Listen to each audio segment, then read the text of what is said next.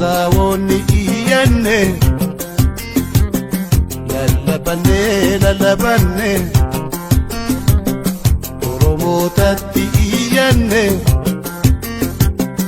nutti hirmadhaa nu jabeessa nutti hirmadhaa nu jabeessa akka booddeen ishee nu deemu jedha nutti hirmadhaa nu jabeessa nutti hirmadhaa nu jabeessa akka booddeen ishee nu deemu jedha. Ar'arraa eegalee qilleensa Oromiyaa irratti olaantummaan ilmaan alagaadhaa ummata keenya irra qabdu cabe.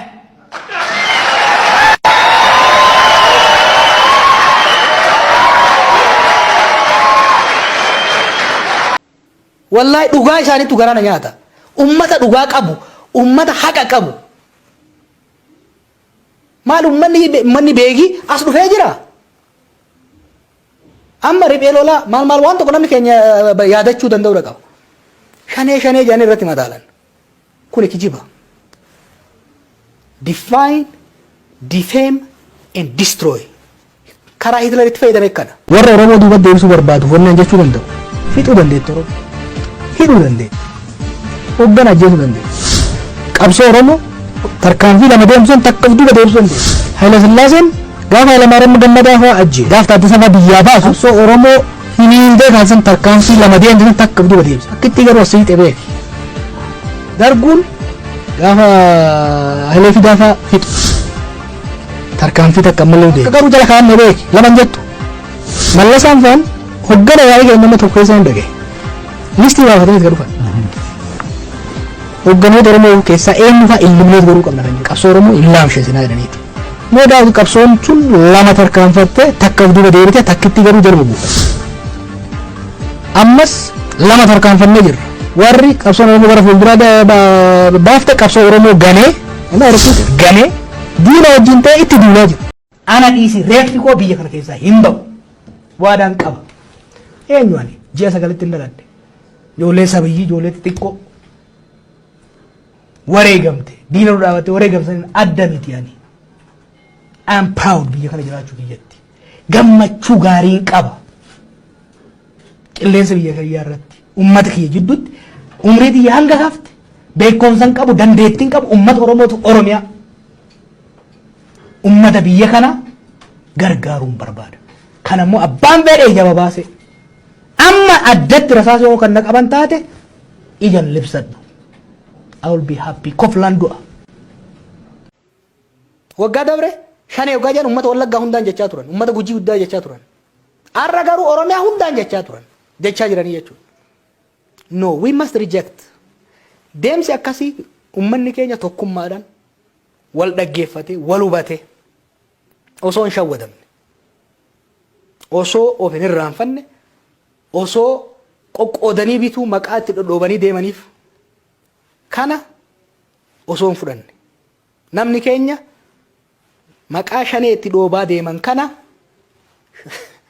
har'a shanee jechuun Oromoo jechuudha namni kana beekuu danda'u qaba.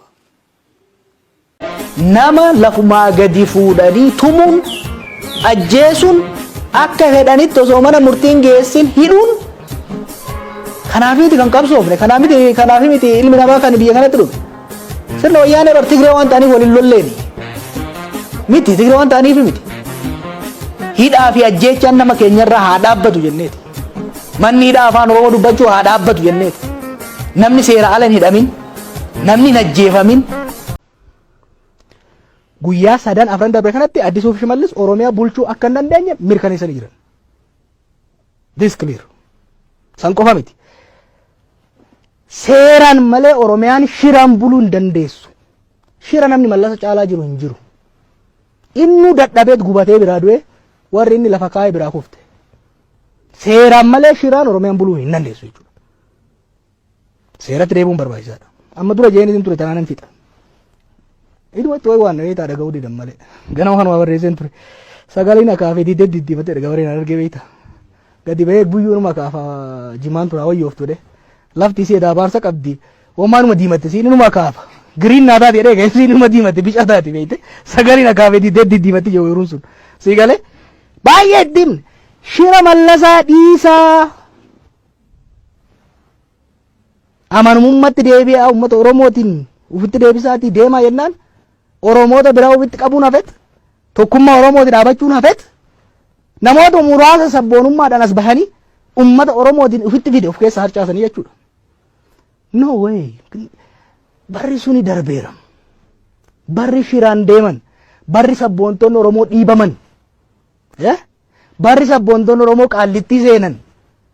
Baqatanii Suudaanii fi Saawud Arabiyaatti rakkatan dhumee jira.